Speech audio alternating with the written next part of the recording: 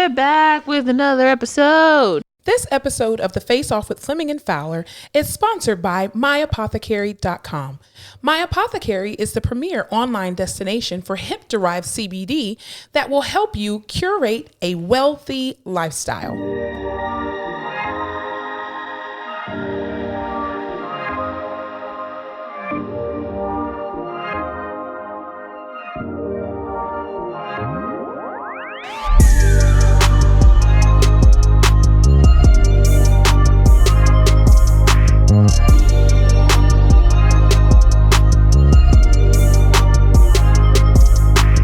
Welcome back, y'all, to another episode of The Face Off with Fleming and Fowler.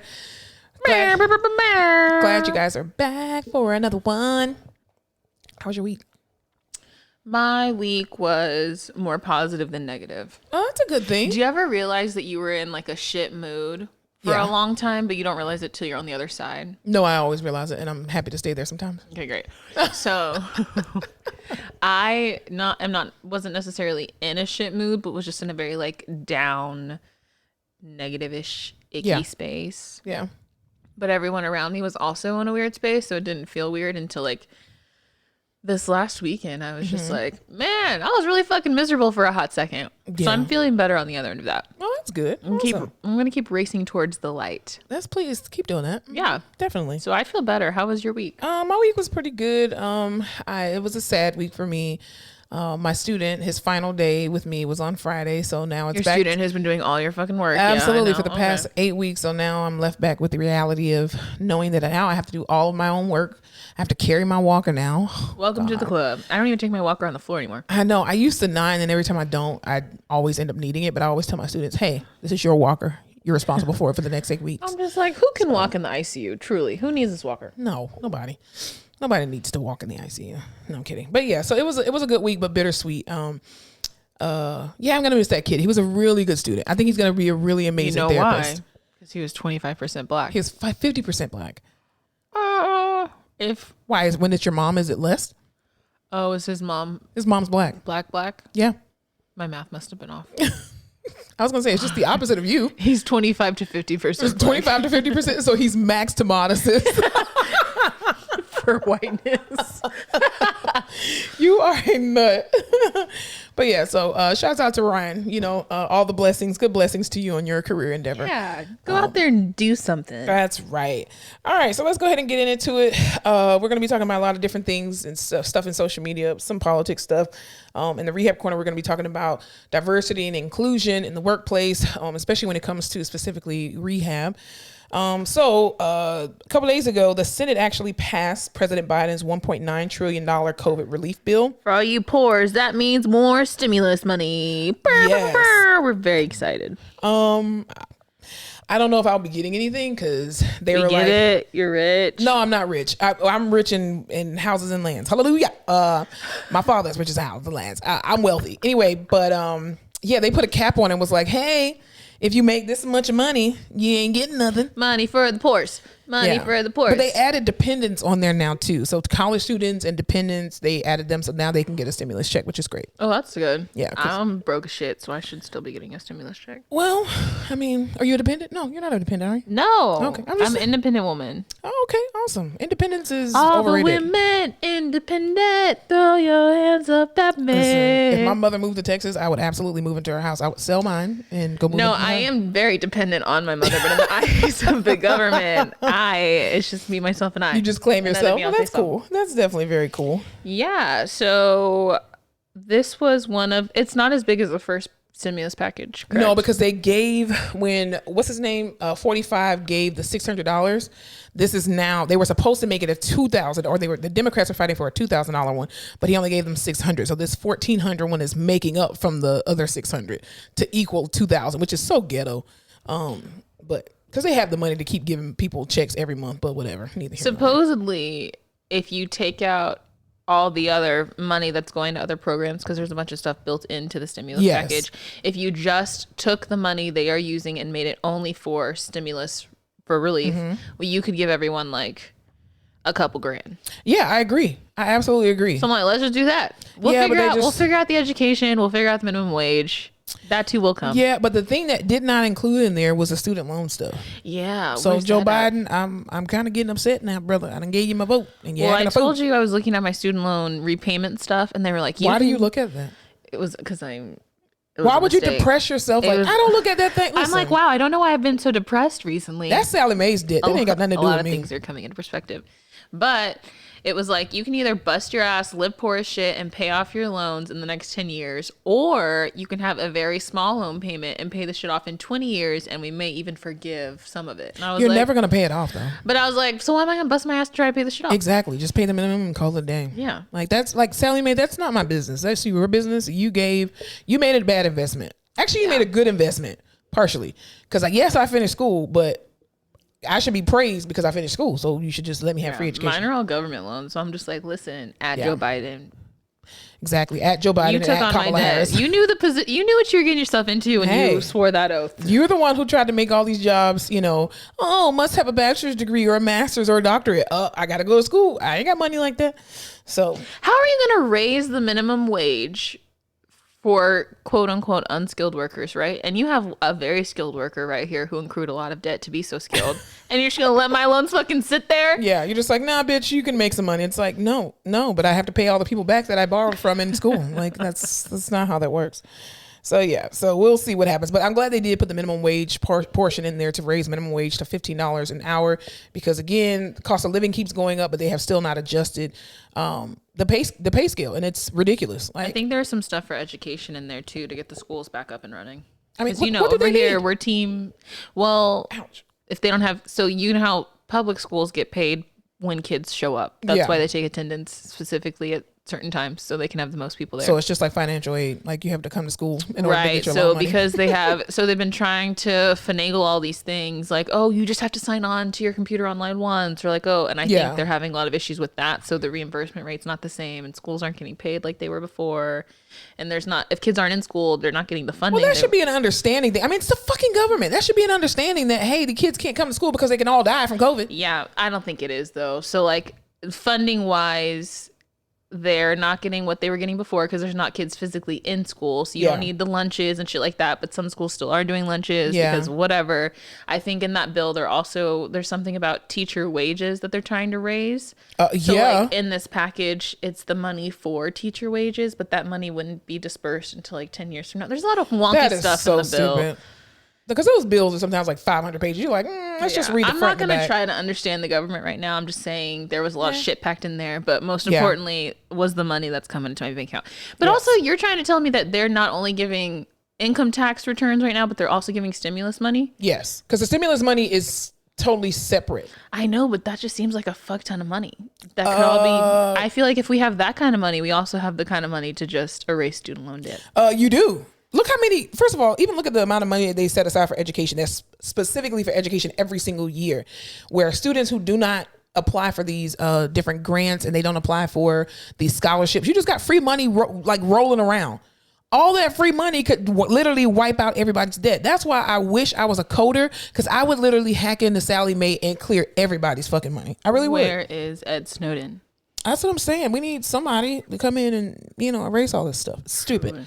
Anyway, all right. So next to the news, Mississippi actually passed a bill. Mississippi burning. That's banning transgender student athletes from women teams.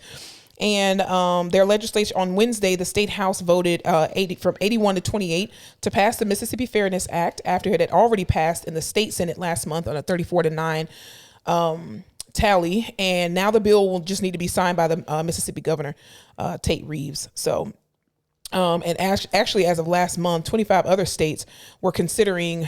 As of last month, 25 other states were considering these types of bills because this number had risen significantly from 18 states to 25 this year. So I'll say this about that: I will never trust Mississippi to lead the front in anything. Well, they just historically, I'll trust that shit. They just rescinded the mask mandate, as did Texas, so we're kind of neck and neck right now. No, I know, but anytime someone's like, "Well, Mississippi's leading the charge," I'm just like, "Let's take a couple steps, take a second." I don't know. Yeah, I don't fucking know. I just say this about the transgender community, or this particular bill in itself. I do personally believe that it is fair to ban transgender athletes from competing in women's teams. Simply because we already know that scientifically, men are scientifically stronger than women. And just because you are trans does not necessarily mean that you have had gender reassignment, that you are on hormones. It could be what you identify as, right? And so if a male came into the girls basketball team and said, "Hey, I'm a girl," like let's take for Juwanna Mann, for example, the movie Juwanna Mann, right? And he had no intentions on being a woman. You just look like a woman. You're dressing like a woman, but you're identifying as a woman, but there is no gender changes. There's no hormonal changes to make it even up. That's really not a fair match for these children. It's really not. I mean, even just for example, remember back in the day when people with special needs, they wanted to participate in the Olympics. And so they created their own lane, which by far was the most amazing thing. I think maybe there needs to be a lane for transgender athletes in high schools, middle schools, all that stuff, because it really is not fair for a born male with more testosterone, more strength to then compete on the girls level. Or we just scrap girls and boys teams all together and say, if you're good, you're good. And if you're not, you're not. No, you can't do that. Why not? Cause these boys will be busting the shit up out of these girls. No. How do you know? Cause so then it can be a male dominated team with a sprinkle of girls who work their ass off, like in Love and Basketball, because she was better than him. We all know it. And I just I don't know. Double or nothing. I don't know what it's like to be a trans teenager. Yeah. Here's the thing. I don't know what it's like. It probably sucks, right? You're in this body you don't think belongs to you and it's not yours. And all these people still have all these weird preconceived notions and they're very stereotypical and hypocritical, right? But also we have social media now and the internet, and people do seem to be more accepting of things. Not that makes it better, but I just on the other hand, I also just watched The Wilds, and that girl who's fucking balls to the walls about being a swimmer and works her ass off. Yeah, and then they tell her, "Oh, you're basically too thick." It's because she's a black girl. She's so thick. I don't know how I would feel say I'm on a fucking girls basketball team and I'm working my ass off to be on this girls basketball team, and then this fucking person who identifies as a woman but was born a man is now on my team, and they're just physically stronger and taller than I am. It would piss me the fuck off. Exactly. That's why I said I don't think it's fair to the young women on those teams who are born female, because your genetic makeup is your hormonal makeup is very different.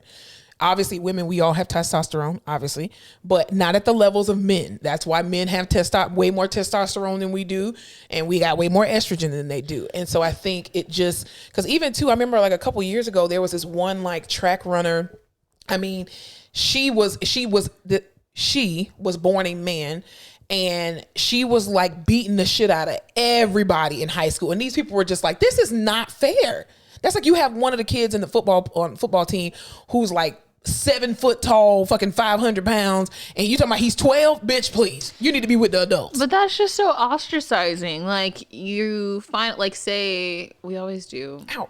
Male to female, so let's just go. So you are a male, born a male, you identify as a female, you have all these female friends, you finally are in high school, you hit your groove, you just want to play basketball, they force you to be on the boys team. That has to fucking suck. Yeah, I think it sucks for both sides. You finally are feeling into yourself and growing into yourself, and there's all these changes being made, but they're still nope, you're still a boy, and even though you want to be on the girls team, you have all these girl friends, you identify yourself as a girl, we're still going to stick you on this fucking male team. But I think you're out yourself to fucking everybody, every single game, all the time, all these different schools, all that other group of parents. That's fucking traumatizing. It is traumatizing, because I remember even too, so there was basically this Olympic runner. I think she ran the 800, and her name is Caster Semenya, and she's actually from South Africa. And there was a lot of controversy with her because of her, physical features. First of all, African Americans, athletes, track runners, whatever, their bodies are very, very harsh. They're very cut and very, athletic bodies. And there were controversies around, her facial features also too, so she was basically born with a rare genetic condition that She basically, her body houses more testosterone than the average female.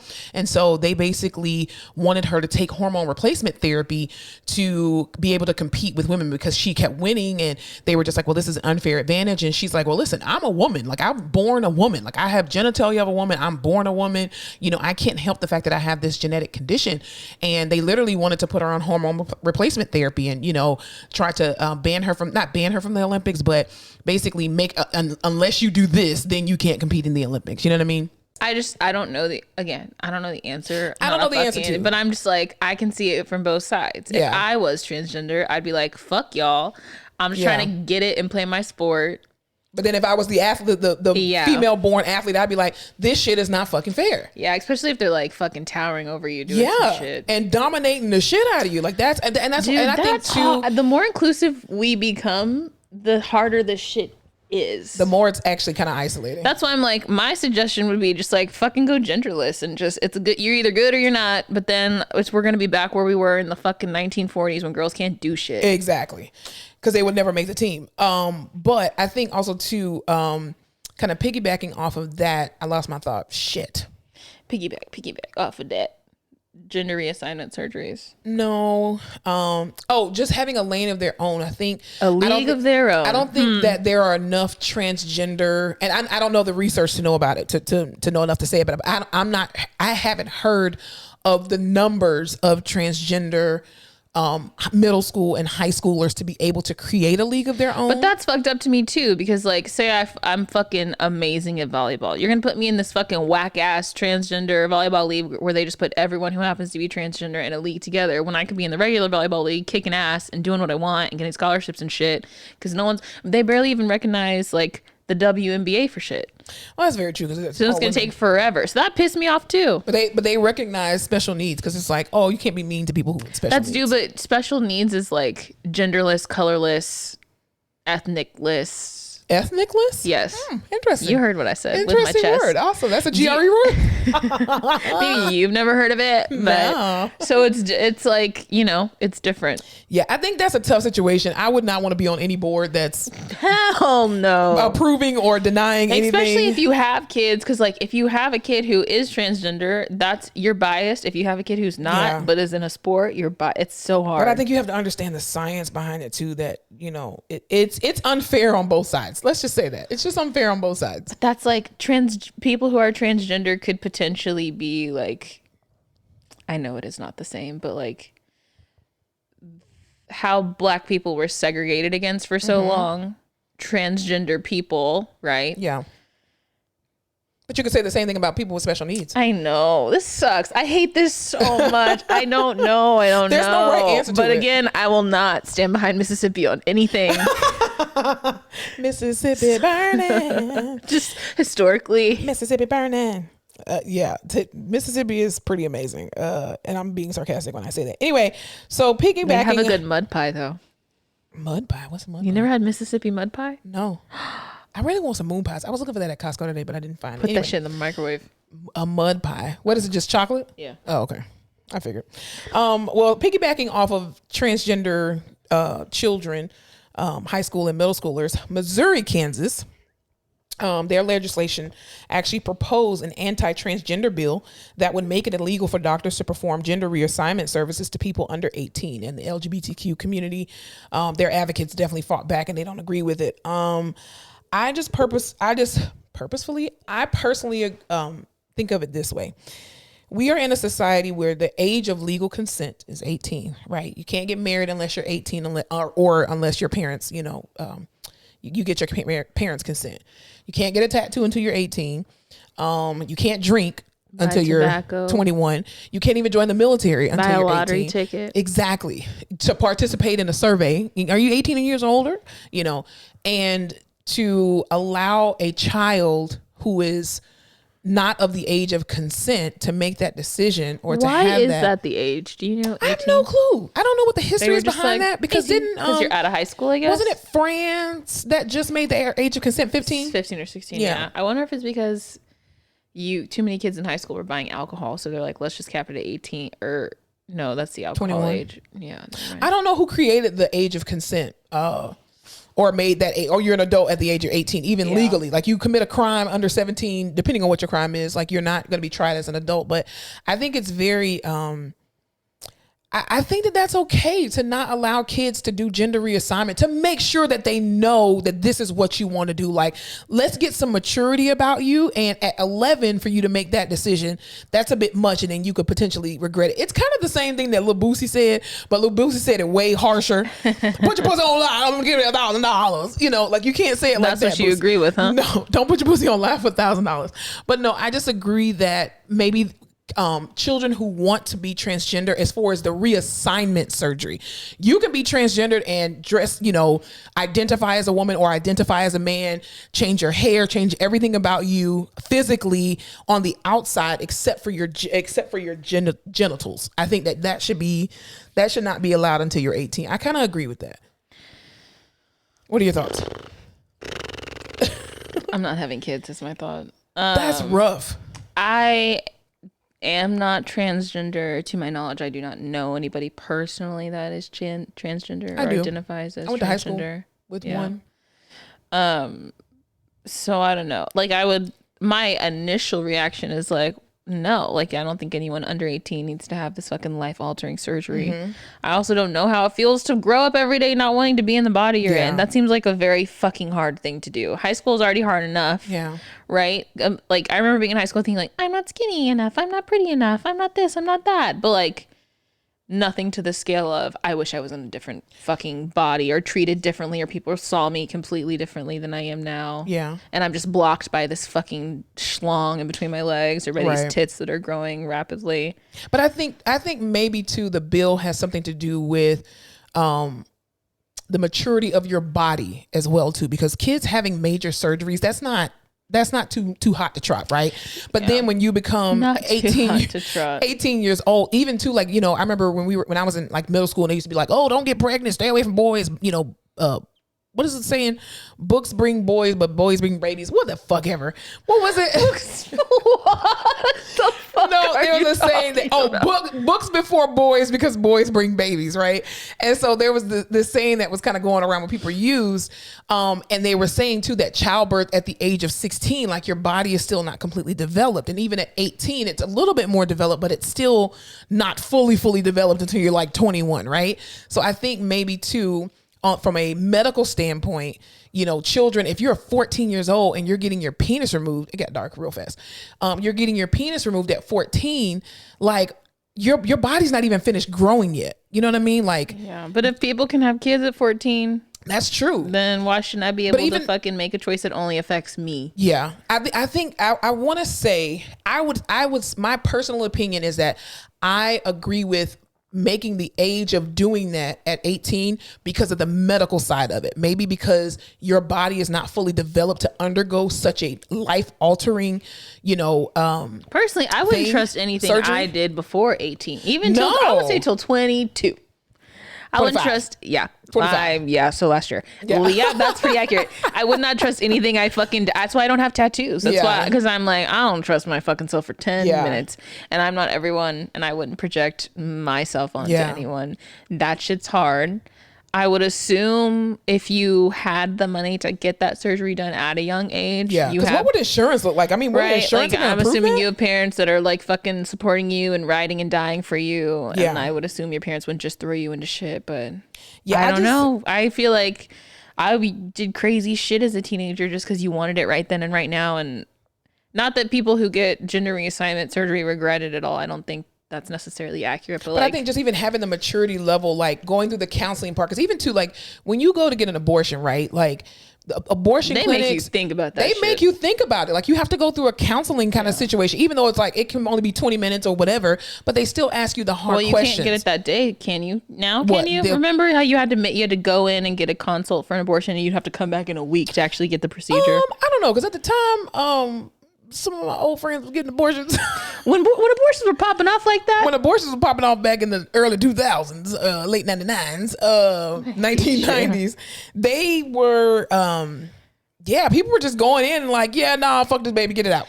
Dude, I was like, to my recollection, you had to like go in and make an appointment and then you had to come back. Yeah.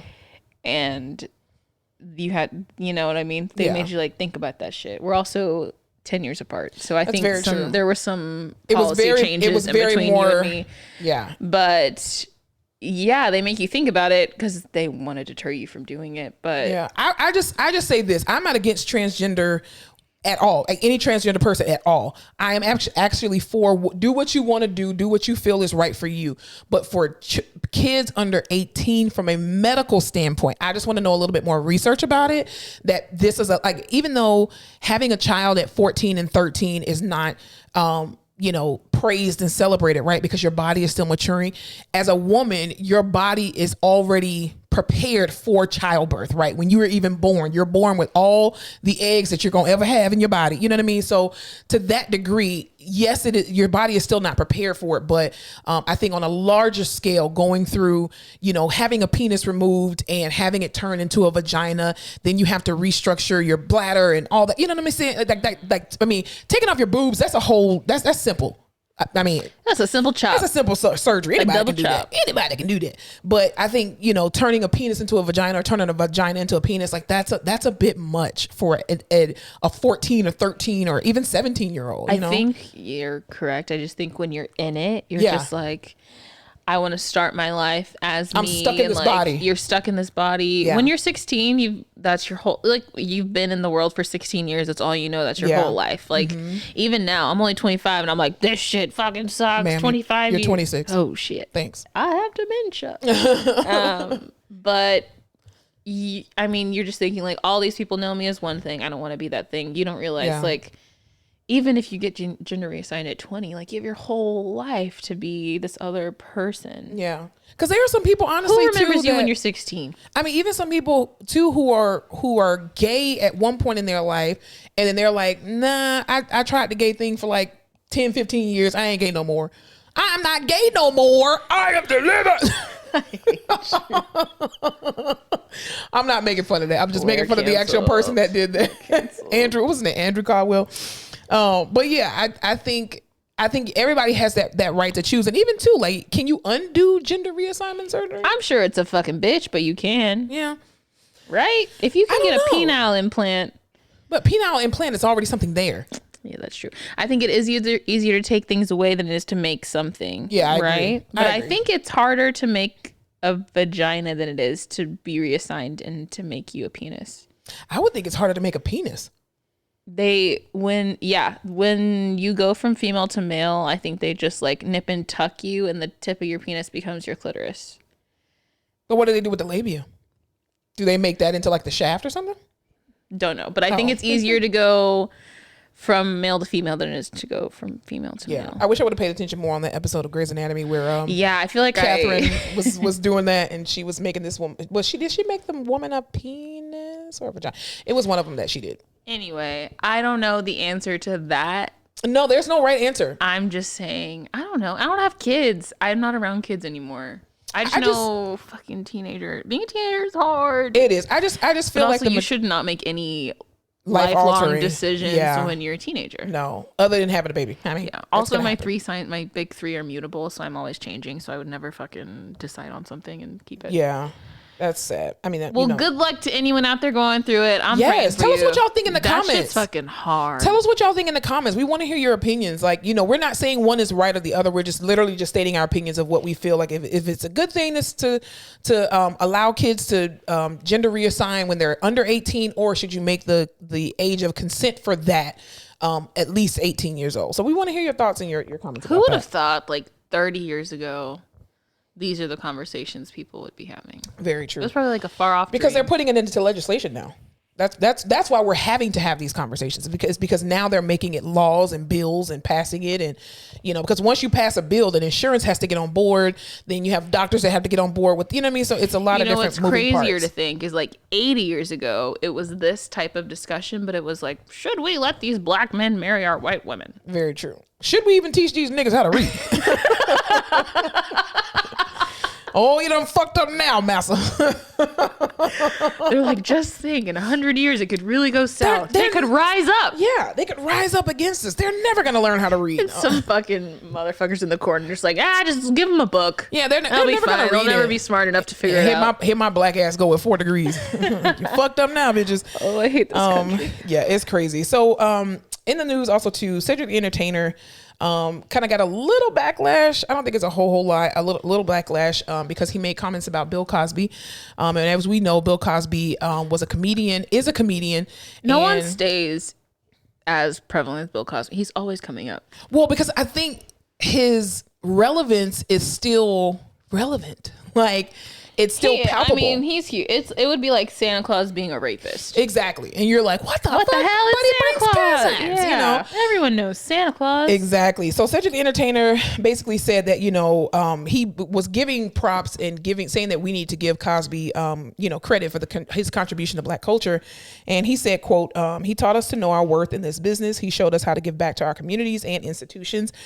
He was and is a prolific, funny, and audacious comedian. And I think that, I don't agree with what he did to women allegedly. I'm just saying alleged because of the podcast. We know what he was charged for and put in jail for. Obviously, and I both know what the fuck went down. Listen, that's why I say alleged. Jeffrey Epstein allegedly you was in jail. You got charged with something, but you're alleged for the podcast. Don't cancel us.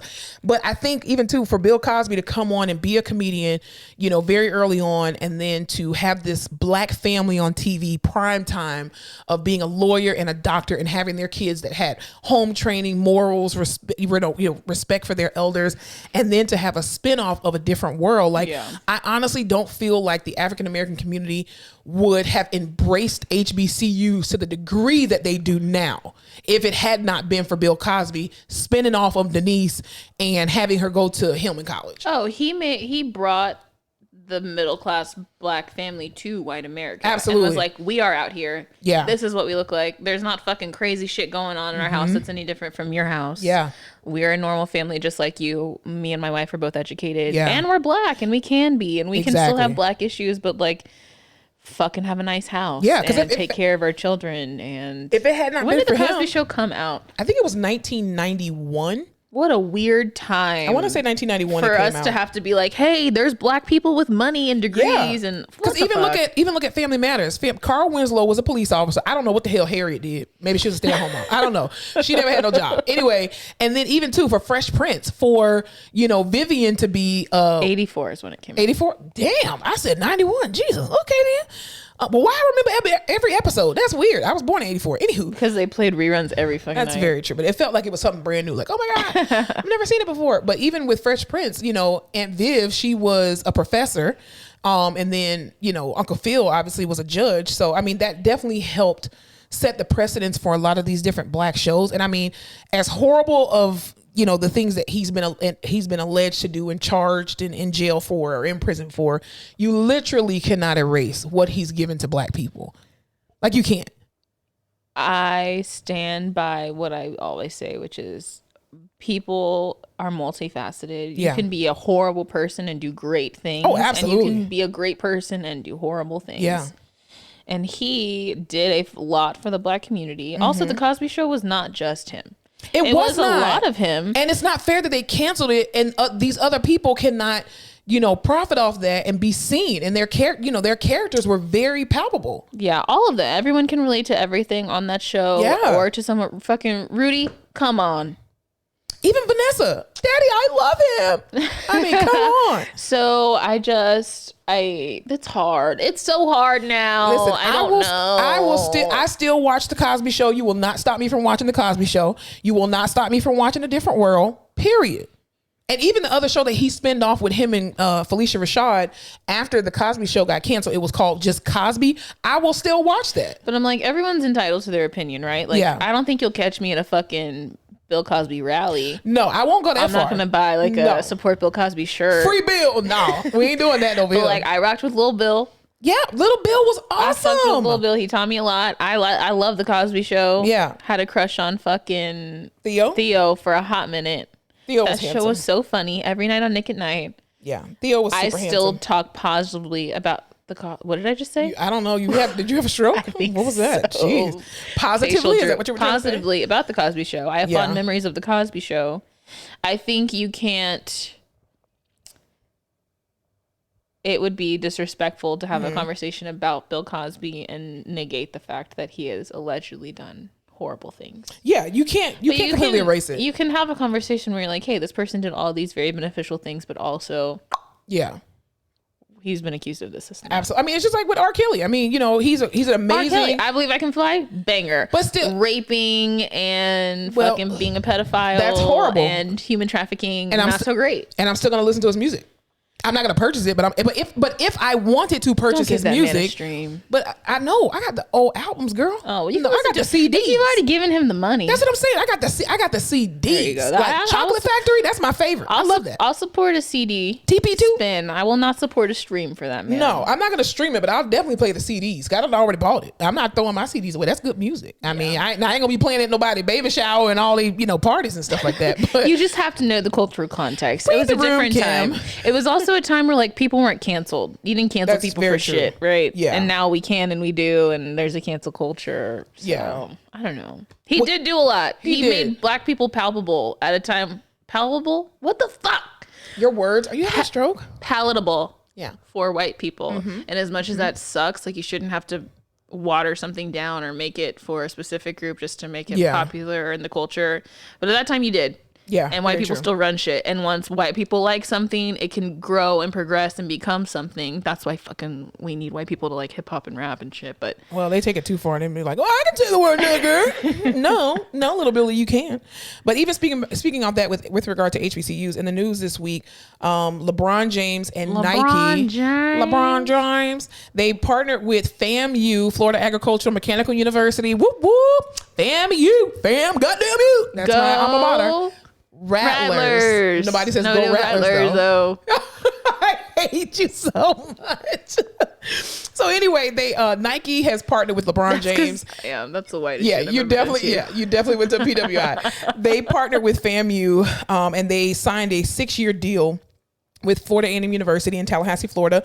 And they will basically have specific gear that are designed for their players, uniforms, apparel, and shoes. And Nike will start distributing the gear to Florida A&M University athletics on July the 1st, 2021. Actually, in the game last week that LeBron James played, he had a pair of orange and green shoes, and on the back of them had FAMU on the back. And we were like, oh my gosh, it's about to be a big announcement. He didn't go there, did he? No, he did not. He didn't go to college. He went straight to high school. Oh, that's right. He went straight, and he was making $1 million as an 18-year-old. But I think that's and then they were like, we got to stop that shit. Yeah. I think that's an amazing thing, first of all, for, a big company like Nike, and also to have a big name star like LeBron James, or big name athlete like LeBron James, to be able to partner with our university and do stuff like that, because I think it's definitely going to set the tone for every HBCU coming, behind us. And one thing I will say about HBCUs is that HBCUs are like cousins, right? So I can talk about Bethune-Cookman University, y'all sorry, y'all this, y'all that. I can talk about Howard, I can diss Hampton, Delaware State, Bowie State, whatever.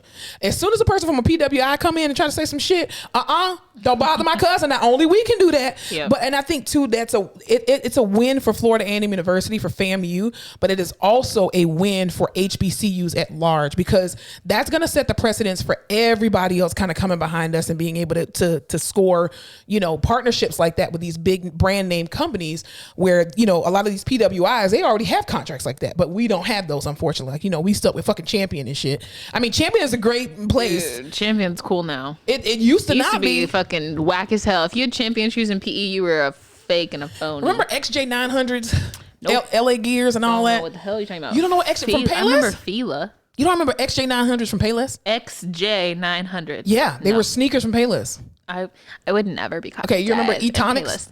No, what the fuck are you talking about? What are you talking about? I cannot. E-Tonics was a shoe. What? Ebonics? Saucony's? No, you remember those? People still wear Saucony's. I mean, they're not popular. Like, your parents wear Saucony's, not children. I think I had some Keds. Yeah, Keds are. Yeah, I mean, I guess. Anyway, British Knights, BKs. Never heard of those? Okay, don't worry about it. BK, Beyonce Knowles. British Knights. Burger King? Yeah, that's what we used to call them, Burger Kings. Dude, speaking of Nike, did you see that the that lady who had worked there for 25 years. She was like the president for North America for Nike. She stepped down. She had her son, this fucking 19-year-old, was spending like hundreds of thousands of dollars buying shoes with one of her credit cards, getting all these fucking coupon codes and shit, and flipping the shoes and selling them for a profit. That's an entrepreneur. Yeezys. What's the problem? Yeah, I mean, it's a problem because you got your mom fired. It's because you got your mama. You're buying it on her company card, and you got your mama sending you coupon he used the codes company and shit. card? I think he used the company no, card. so you got to use her personal card. You can't use the company card. Now, and then he was getting like promo codes and shit, so he could get the shoes faster. Wow. You know, like when they have their big drops and shit, and no one can get it because they have all the bots and yada yada buying shit up. Well, he would know the little code words and shit, and when things were gonna drop and when to buy them because his mom's fucking worked there for 25 years and is the president. That's a smart guy. I mean, I know that's controversial, but that's a smart guy. I mean, he's a white, so they went after him. That's very true. Well, if he was black, they would have made him work off all the money. Oh yeah, yeah. And he just has all these pictures of like him with like hundreds of boxes of shoes on Instagram and shit. What? And nobody from Nike was tracking this guy. That's why I'm like, it's that for me. Like, you can do this, but like, why the fuck are you gonna post all this shit on Instagram? Yeah, the kids love a flex. Why do they? And then you get caught, and then you want to be. I'm so sorry. But that's not even you. That's your mom's job too. Yeah, well, clearly you buying all these shoes, and how old was he? I think he was 19, dude. Child. Well, then clearly y'all got money. You good. Your mama got money too. She good. I'm quite sure she has Nike stocks and all that kind of stuff. She's fine. Yeah. All right. So next to the news, this will be one of our last things before we go into the social media stuff. Anyway, so this week, Matthew Knowles, who is the father of Beyonce, he just so lost in the clouds. Lord Jesus. So everybody knows Chloe and Halle Bailey, right? The dynamic duo sisters who have been just crushing the game for the past couple of years. And also crushing social media. Yes. In recent times. These are beautiful women with locks. I mean, locks with for days. Bodies that won't quit. Bodies. Beautiful chocolate skin. Voices sound like a mix of fucking Fergie and Jesus. Absolutely. So this one this one social media reporter had an interview with Matthew Knowles and was asking him about his opinion on Chloe, which is the older sister, being compared to like a young Beyonce, because Chloe and Halle actually were the first artists that were signed to Beyonce's record label, I think it was, or signed as her artists. Mm-hmm. And so he made this, just went all crazy. Just like, somebody is an idiot enough to compare her to Beyonce talent-wise? They say she's literally like a young Beyonce in the making. I'm asking you a yes or no question. Are you telling me someone's an idiot enough to compare her to Beyonce talent-wise? She's very talented, but Beyonce's a yes or a no? Are there people saying her talent is equal to Beyonce? They're an idiot. Period. I can't even listen. I hate him so much. Well, boo. Well, there you have it. Listen, and then he says, well, that's insulting. And I'm like, first of all, nobody is comparing and saying that Chloe Bailey is beyond, like she's on the same level as Beyonce. But you cannot deny that this girl literally like fashioned her whole entire voice after Beyonce. Like that was is still her idol. They're on a fucking sitcom as regular characters. They're producing a lot. They write their own music. And produce everything. And she plays multiple instruments. Does Beyonce play an instrument? That's why maybe her voice isn't as like crazy as Beyonce's. Beyonce had a very distinct and enjoyable voice. Like everyone enjoyed Beyonce's voice. But Chloe sounds a lot like Beyonce. I know, but I'm just like I'm trying to think at that time when she was coming up and she broke up. Yeah. When she went and fucking did her own solo shit. Yeah. Like who else was doing shit like that back then? Yeah. Like she came out and she was the sexy fucking light-skinned black girl who had fucking pop beats and fucking to cross over bops. Like that. Yeah, exactly. Yeah. But I don't know that she was producing shit and she was she probably wasn't even writing her own music. So I'm like, it's a different thing. And more than one person can be talented. But my thing is, for you to sit there and say that was insulting for somebody to compare them, or even say that she's someone that your daughter chose to bring up. Thank you. And it's literally like mentoring her through the business, and like that's her protege. What a nut. And the fact that you would say that it's insulting to compare her when nobody compared her, they just just said she's like a young Beyonce coming up. Yeah. Because honestly, her voice, her talent, she's an amazing singer. Like she's a beautiful girl. Fucking Taylor Swift or something. Exactly. But my thing is, even too, when Beyonce was her age and coming up, I'm quite sure people compare Beyonce to Tina Turner or to like Cher. And was it not disrespectful and insulting for you to compare these two? Fucking divas. Thank you. Tina Turner has a career that spans 50 years. Like, come on. Nobody knew Beyonce was going to be this big, you know, but the fact that you would sit there and, well, this is insulting and they're an idiot enough. First of all, Matthew, shut the fuck up. And this is why your daughter dropped you as a goddamn manager, and every other group that you have touched since Beyonce has failed. Go take care of your illegitimate child. Okay. Sweep around your own front porch. Front door. While you're trying to sweep around mine. And Period, that's why Richard Lawson replaced your ass. You that's why Miss Tina went and got herself a brand new husband. Exactly. Like, that's so disrespectful to discredit this girl's talent. How old are you, decrepit ass man? She's like fucking 20 years old. He's so fucking dumb. I'm just like, bitch, you will never create another Beyonce, number one. Let's be very clear, Matthew. This is why you probably can't even talk to her. You probably got to make an appointment just to talk to her. Little dumbass. I know Beyonce probably just be like, oh my God, well, this man shut the fuck up. She probably just texted Chloe and was like, girl, don't even worry about it. All right, my daddy, he was drunk. Don't worry about it. Like, the daughter that you're defending specifically chose these two girls and was like, I obviously see that you're fucking talented. Exactly. I'm goddamn Beyonce. I want to help you become what the fuck you're going to become. Yeah, clearly you don't know your daughter's business, because if you did, you wouldn't have made that dumbass comment. Also, it's not like she can't sing. They can both sing. She's an amazing singer. I'm disgusted. She's an amazing singer, songwriter, artist, musician. Like, I'm sorry, what? This is why Beyonce had to write daddy lessons. He ain't do shit. Oh my God. This is why she don't add you in the pictures on her Instagram. Anyway. It's always Miss Tina. Yes, definitely. Mr. Richard. All right, so let's take a break real quick and let's hear from our sponsors. This episode of The Face Off with Fleming and Fowler is sponsored by MyApothecary.com. My Apothecary is the premier online destination for hemp-derived CBD that will help you curate a wealthy lifestyle. CBD is one of many restorative compounds found in the cannabis plant. Its benefits include decreased pain, improved mood, decreased anxiety, and much more. Some of y'all know that I have crazy ADHD, so I'm heavily medicated at all times, and I've been taking CBD oil at night to kind of calm me down, get me ready for bed. 1010 would recommend. Worried about regulations? The passing of the 2018 Farm Bill made hemp-derived CBD legal to sell and consume. So yes, CBD is 100% legal and perfect for every person of legal age. My Apothecary's featured line, Broad Bloom, offers broad-spectrum CBD oil drops, sports cream, and soft gels. These products have no THC, so you can stay fly without the high or zen without the spin. Shop now at www.myapothecary.com and sign up for their newsletter to get exclusive offers, product releases, and CBD news. Remember to always check with your healthcare provider before consuming any supplement. You must be 21 to purchase and consume, and shipping is only available in the US of A. Don't forget to shop at www.myapothecary.com. All right, what's in social media news or TV news? TV news. Let's see what we're watching. There's a new Biggie Smalls documentary on Netflix. Biggie, I Got a Story to Tell. Ooh. 1010. Of course, Diddy's in it. Wait, are they talking about the death or like his life beforehand? Both, but mostly it's like Diddy's in it. It's all the guys he kind of grew up with and the people that were around at the time he was getting big. So it's like about Junior his Mafia? life. Junior Mafia. Yes, ma'am. So it was interesting. I liked it. It was a good little Biggie refresher if anyone forgot, because, you know, he was murdered. Yeah. So, and they touched a little bit on the Tupac stuff. Nothing crazy. It was very just like, these are old friends of his. There was one of the guys who was videotaping all the time because he wanted to see the crowd's reaction to his story. So it's all found footage that they have. Diddy's in it. So it was all good. up in the video. Of course, yeah.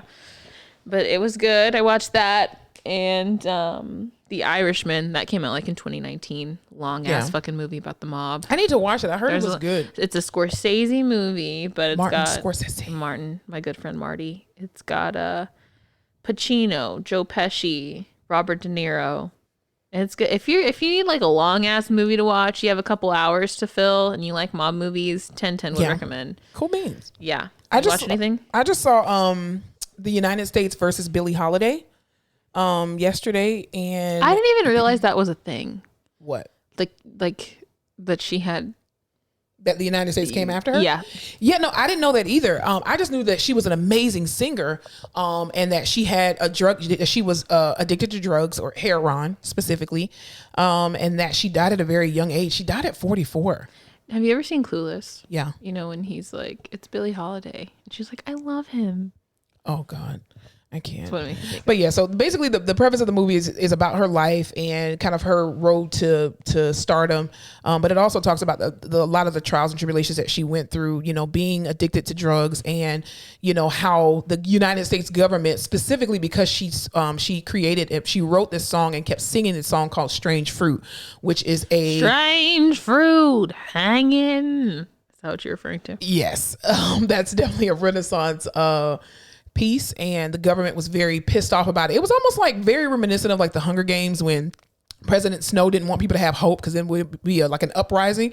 And that's the same thing too. And it's sad that even in that time in the 1940s, she started singing this song. And in the late 1930s, early 1940s, she started singing this song. And then every time she would try to sing it, they would try to arrest her for it. And then the FBI was after her and tried to get her on drug charges. And then she went to jail for a year because heroin, and all the people in her life that were working with the FBI to destroy this woman. What? And it was like, what the fuck? This is in the 1940s. And you're going through shit like this? Damn. Like, it's insane. Like, but it was a great movie. Audra Day did an amazing job. No wonder she won a damn Golden Globe.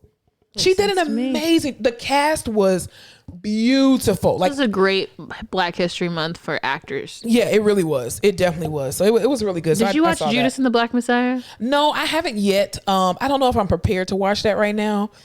Because in it the is headspace. because I do know what that story is about, is with regard to Fred Hampton and the Black Panthers. I watch a lot of documentaries on that, and just the space that I'm at work, I don't know that I need to watch that right now.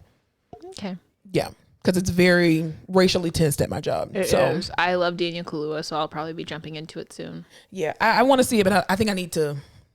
Yeah, and plus my student ain't there to buffer, so I don't need to watch that right now. No, definitely not. All right, anything else? No, let's go to the rehab All right, corner. let's go to the rehab corner. That's what I said. Oh, okay. Sorry, my bad. Let's go together.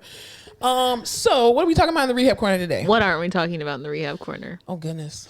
So, your favorite podcast, The Face Off with Fleming and Fowler, did a small, cute, fun, chill symposium kind of panel discussion thing with some OTPT students about kind of culture bias in the workplace and racial bias in the workplace and advocacy for your patients of different cultures. We didn't get past the check, so I don't want people to say we sold out, because guess what? We didn't. I know that's what everybody's thinking. You guys are just fucking sellouts now, just fucking taking your show on the road to get a check. Yeah. No, we do that shit for free out of the kindness of our hearts. That's right. So that when I do something fucked up in 30 years, you can come back to this and say, well, she did that nice thing. She at least tried to educate people on diversity and inclusion in healthcare. Yeah. No, it was very interesting. Just talking about it, I was like, damn, this job is fucked up. It is, but the thing is, I think too, the fact that they came to, first of all, shouts out to one of our coworkers who's a teacher there, and, you know, plugged our podcast, and, you know, these OT students came up to us, and they were having this very difficult conversation, and that's kind of what sparked it all. So basically, it was the University of Texas Health Science Center. Here in good old San Antonio, Texas, baby. So shouts out to them, their OT and PT program. We were so, first of all, it was an honor for us, for them, you know, for us to even be a part of that and even be asked to even speak with them. And they were having this very difficult conversation about diversity and inclusion. And I think it helped from a different perspective for them to hear about it from people who are actually in it. So some of like the questions that they asked us were, you know, how is it being a person of color, being a PT and an OT, and how is that world pretty much how you go through? And I'm going to play, you know, some of the clips of what we said from the actual Zoom kind of meeting. They also asked us on some tips about how to be culturally sensitive with their patients, also to how to advocate for their patients of color. And they wanted to know some information about cultural humility, competence, and interdisciplinary collaboration between PT and OT. And we definitely gave our perspective on it. Number one being African-American women in healthcare and being clinicians on the other side of the spectrum, and how our presence alone speaks volumes, you know, for other patients of color. When they see us, sometimes they do feel a lot more comfortable with us being there. But then on the flip side, you know, these our Caucasian brothers and sisters, they love to come in. As soon as you come in, they're just like, oh, are you EVS? Are you, who are you? Are you the tech? And that's no disrespect to EVS or the tech, but if I'm walking in and I'm saying, hi, I'm Monica from physical therapy, the fact that you assume that I'm something, you're assuming that I'm something and I'm not, and I'm telling you who the hell I am. I mean, I've had patients that, their family members, oh, I thought you were the tech. No, bitch, I got a doctorate degree. I got 4 degrees. Like, get the fuck out of my face before I knock you out. Let's just stop assuming things of people. Yeah. As far as advocating for your patient culturally, just check your bias at the door. I mean, I'm from San Antonio, born and raised, puro pinche. I will walk into a room and an older Hispanic man is mamas, mija, all of that stuff, right? It doesn't bother me at all. I know, super endearing. I'm very used to it, and some people are very thrown off by it. They think it's rude. They cast that patient off. They complain about the patient. I know culturally that's not, he's not trying to demean you or anything. That's just something they do. And then I know there are specific types of people that I will see, and I was like, oh, sir, I've seen you 97 times, and we've had 97 interactions with people who look just like you, and this is not going to be good. But you can't do that, because you don't know. This is an entirely different person. And you may be thinking something, but, and you carry that into the room with you, and you have a bad attitude, your patient feels that, and then it's just a horrible situation. So a lot of the times with therapy, you are the one advocate. You're the one in the room asking the questions. Because you have a heart of gold, you're going to sit there and care about what they have to say, and they'll tell you things that they won't tell other people.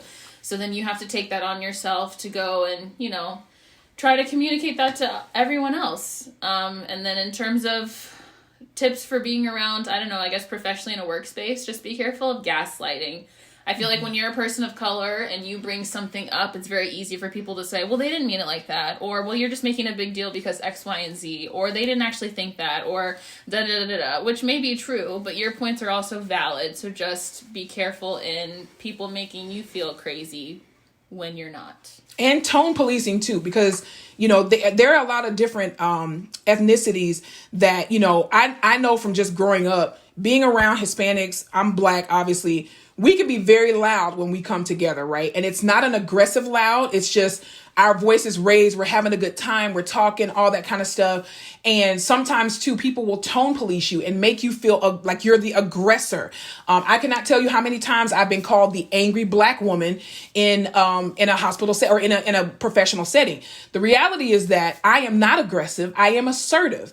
And because I am sure and confident in what I am doing, and you are intimidated by that, that does not mean that you should make a derogatory statement toward me of being, oh, you're aggressive. You're so loud. No, you just don't know what the hell you're doing, and you're really insecure, and that's part of the problem. So sometimes too, even kind of the confidence that a person of color may walk around with, it fills the room and it makes people feel very uncomfortable, unfortunately. So even piggybacking on what Alyssa said with regard to gaslighting, just also be very careful of people who try to tone police you as well and make you out to be these angry people of color. And see, I knew they were going to do this.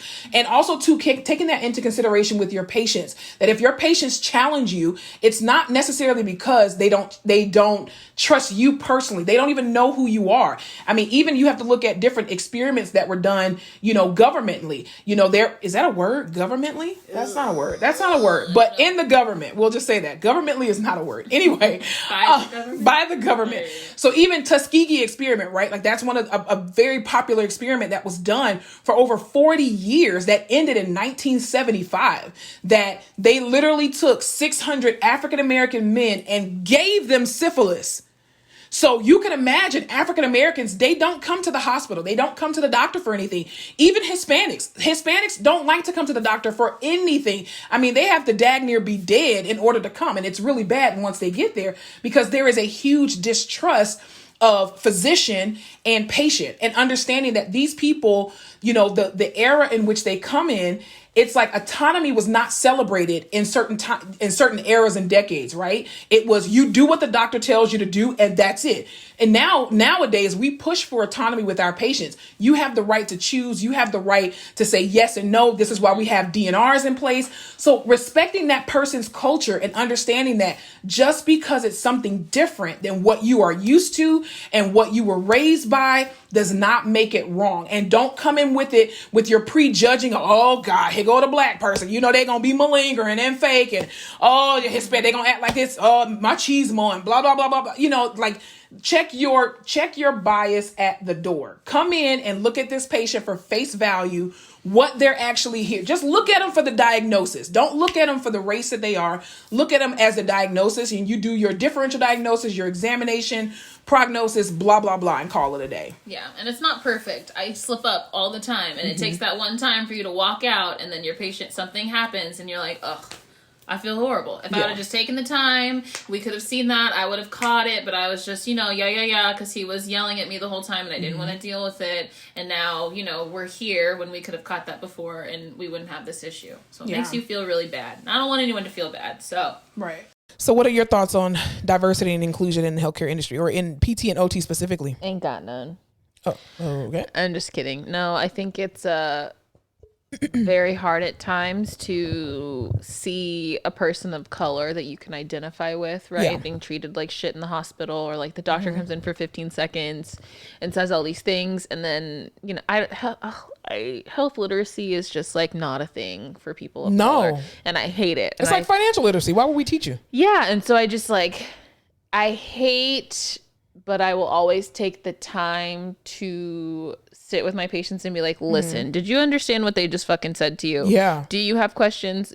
I not have to be like, hey, you can ask the doctor questions, right? You can demand time of them. If you have any questions about this whole thing, write them down, ask them when they're here. Do you want to go over something? Do you know that you can Google what they say? And you have autonomy to choose. Yeah. And just because they say you need to do something, you don't. You can ask for more time to think about it, or a second opinion, or you can wait. Everything's very rushed in the hospital, and people are sick. So I get it. And I hate that I have to sit there and do that, because it sucks. Like I grew up with a medical family, right? So I know these things, but I hate that not everyone does. And then I have to take the time to do that, because it makes me feel bad. Because I'm like, I've met you this one time, you're always in the hospital. So like, I don't know that someone's taking the time to do this with you every time. And I feel bad, and I'm not going to be here, and we can't have visitors all the time in the hospital right now. Yeah. So it sucks. And then you're spending all this time, you want to advocate for this patient, and it's just like, you're just the therapist. Yeah. Everyone's like, well, what do you know? And we're like, well, I just spent an hour and a half in there with them, getting to know them and mobilizing them. They haven't moved in 3 weeks. Yeah. And so they start to tell you things, and it's just like, well, even like you said in the actual conversation that we had with the students, was that, the fortunate part for us and the unfortunate part, it's a two-edged sword, that these patients will tell PT and OT things that they will not share with the MDs, because they don't trust the MDs. And then the MDs make them feel like they don't have time. I mean, like you said, an MD comes in there for 2 seconds, just like, hey, how you doing? Well, I see that you're working with therapy. Let me just listen to your heart and lungs real quick. Okay, cool. And then you go back to the chart, and they're like, I personally spent 60 minutes of billable time with this patient. Yeah. No, the fuck you didn't. Then you want to say, oh, well, the 60 minutes includes like the chart review that I had to do. Well, if that's the case, why the fuck don't I get credit for the chart review that I do with my patients as well, too, if that's what we're talking about? Also, yeah, to a lot of people, doctors are fucking intimidating. So why am I going to tell you, doctor with all these years and degrees, or surgeon or whatever, that I have questions? I'm going to tell, the nurse, the therapist, someone else. But then I don't have the fucking answers for you. And that's what makes me so frustrated. It's because I can't tell you. I can't tell you these things. Like, those are things you have to ask the doctor. I can't even sit here and be like, well, I think it's this and that. It's not even in my scope. It's not in my scope. I don't know. I can't diagnose you. I can tell you that I've had 65 patients who have the same complaints as you, and it was all this thing, but I don't know that. Yeah. And that's what pisses me off, because I'm like, if this doctor would just take 2 fucking minutes to stay in here and just be listen. Like, literally just a clarifying question. Are you sure you don't have any questions for me? I have time to go over it with you if you want to. And I get that they're busy. But even the language barrier that comes into play, because we were even talking about that, the fact that we are in San Antonio and we have a huge Mexican population here, and there are a lot of people here who do not speak English. And, doctors will come in and they think, because I used to do this too when I first started. It's not like you're doing it on purpose, because you kind of don't realize you're doing it until somebody calls it out. When somebody who does not speak your language, you just think, if I speak louder and slower in English, that means you understand me. And it's like, no, bitch, they still don't understand what the fuck you're saying. Like, just because somebody says hello, thank you, you're welcome, that doesn't mean they speak English. I can say, buenos dias. Me llamo Monica de terapia física. That don't mean I speak Spanish, and I'm probably saying that wrong. Tiene dolor. I can ask you if you have pain. Now you start telling me all this sentence, I'm gonna just be like, numero, cero or diez. Oh my goodness. My Spanish is horrible. So I'm just like, these doctors, they come in sometimes and even we were talking about how, with the Tuskegee experiment, and also too with the fact that black people, even in med school, were regarded as people who did not feel pain. Like even, what's his name? Even still now, did you see that TikTok that was going around, and it was a med student in med school today that was like, someone, I guess it came up that, it used to be said that black people had tougher skin and less nerve endings. That's why you could be rougher with like starting IVs and stuff. Yeah. And it came up that wasn't true. And he was like, what the fuck are you talking about? Like, that's what I've always known. That's what we've heard. So he went home and did some research, and he was like, that's not true. Yeah. He's in school today. It is 2021. And these people still think that because it's still being perpetuated taught, and taught. Unfortunately. Yeah. That black people don't feel pain. This is why even a lot of, even the father of gynecology, that piece of shit, he literally believed that black people did not feel pain. So he developed a lot of his procedures on working on black slaves without anesthesia. And then if he had a resident or an intern, now you're teaching them that. Then they're going to teach their people that. Then they're going to teach their people that. And you're perpetuating this vicious cycle that is untrue. Even too, like I told the students, I said, listen, I want you guys to Google 3 words: professional hairstyles men. You Google image all this shit, what comes up? Some Bradley Cooper motherfuckers. Exactly, a bunch of white people. Then you Google unprofessional hairstyles men. All the black people show up. The Andres. But then even too, when you Google, I told them, I was like, Google the word rash. Just put rash in Google. When you Google that, the first 2 to 3 pages are nothing but white skin. So people of color are not even represented when you're even trying to differentially diagnose something. And there's a lot of people who use Google. Let's be clear. In the healthcare industry, we all use Google for a quick search, real quick. Okay. And even too, I saw this other med student on TikTok. He was talking about how even oxygen saturations are racially biased to a degree, because our, the melanin in our skin is obviously makes us much darker. So we may not read the same or read accurately with regard to O2 saturation as our white counterparts. Even when you talk about, like kidney disease, like chronic kidney disease, we have to have a higher GFR rate than our white counterparts. And you can misdiagnose kidney disease in African Americans.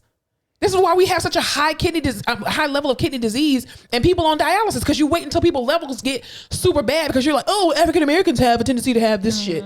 No, that's not true. It's like the fucking food pyramid that was made based on white people. So you have milk as a huge group in dairy. Yeah.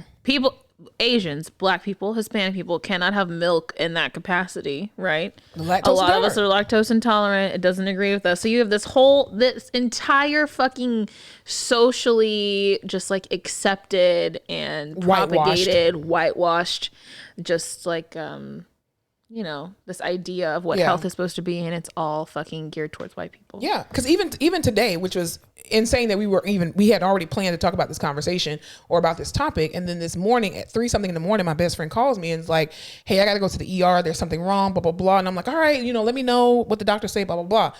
And the doctor was just like, yeah, so we just gonna give you some muscle relaxers. Wait, bitch, I'm sorry, what? And I'm like, did they do an x-ray? And she's like, no. Did they do a CT scan? No. So you mean to tell me that I came in for some type of pain, and you're just like, based off of what I'm telling you, your only response is, well, let's just give you some muscle relaxers, and then let's not even scan you to see what's actually going on, because the radiation, the risks of the radiation outweighs the benefits of knowing what's actually going on with you. Radiation. And a CT is very expensive. First of all, don't count my motherfucking pockets. Also, that's why I have insurance. Thank you. And so you're assuming that I don't have money or I'm uninsured. Thank you. And even if I am uninsured, listen, Jeffrey Epstein, I'm quite sure he had no health insurance because he can afford to pay for everything on his own. But don't be like Chipotle doctors when you sit here and you ask the Chipotle people, hey, can I get some extra rice and extra guac? And they look at you with disgust like, it's extra. Bitch, did I blink? Give me my extra rice and my fucking extra guac. Stop playing with me. Like, the disrespect. Stop counting somebody coins, talking about a CT scan is expensive. Who cares? It's just even like, I don't know, like do your fucking job. When a Muslim woman wants a woman doctor or a woman therapist, they're being difficult. Or when a Jehovah's Witness doesn't want the blood transfusion and they just don't understand. But why did you come to the doctor anyway? Or when the Hispanic male patient is, super proud, wants to do things on his own, doesn't want help, and then you go and he's hurting and he's and he has itis, quote unquote. Exactly. It's those things, and they're these biases that have been perpetuated forever, and they're deep in medicine. And I'm hoping with it's the very core of medicine. That's the sad part. I'm hoping as younger blood gets in there, it's just like anything else. It'll be more educated and more sensitive to these things. But it's gonna take a long time. I mean, even from 1968, which was the year Martin Luther King was killed, or was it 1964? I think it was 1968. The fact that all the stuff that he had done and people before him, and this is how far we've gotten. Like, this is fucking sad. Chipping away. Oh my God. It's ridiculous. Because even I remember I got into it with a case manager a couple years ago. We had one particular African-American patient and then one Hispanic patient. And of course she's white, and she wanted to send these people to LTACs. And from PT and OT and speech therapy, all three of us were in agreement where it's just like, no, they can go to ARUs. They can handle it. And no, we already got the authorization. I don't give a shit what the fuck you already got. You can ignore that and delete it. And then you can go pick up something else because you already didn't listen. This bitch walks out of the damn rounds being all pissed off, storming off, crying like a fucking 2-year-old. But then all these other white patients somehow get chosen to go to ARU. Like, I'm sorry, what? But you're gonna try to put this black man and this Hispanic man who has the capacity to do it, got insurance. We are, as the professionals of mobility, are telling you that they can handle it, but you just want to go do your own thing. Case management drives dispo. Okay, well, you go do the fucking evals then. And it's hard because you have unconscious biases towards people who look like you, right? Yeah. Like, I will go out of my way sometimes to help a black or Hispanic patient I in will. a way that I wouldn't necessarily do it for a white patient. Yes, I will, with no shame. Well, shit, who's going to do it for you? And I see my grandma in you, or I see me in you, or whatever you fucking see, right? And I get it, but that you're in healthcare, so you can't do that all the, like with the big things. There's no way you can do that. You have to break all your biases down and treat everyone as an individual patient and do the best you can for everyone. So it's fucking hard. Yeah, I'm gonna tell you this. It's hard. What happened this week on? I think it was Thursday. This man is a pain in the butt. What is the Thursday? So this white man at our job. Like when we say the words white man, whatever image you have in your head, multiply it times 2, and that's exactly what we're thinking. Yeah, he was just very extra. I mean, and the thing is, this man came in for one thing, went to surgery, woke up with a totally different thing on a vent. Tied down, restraints, so blah, blah, blah. It's understandable that you're crotchety.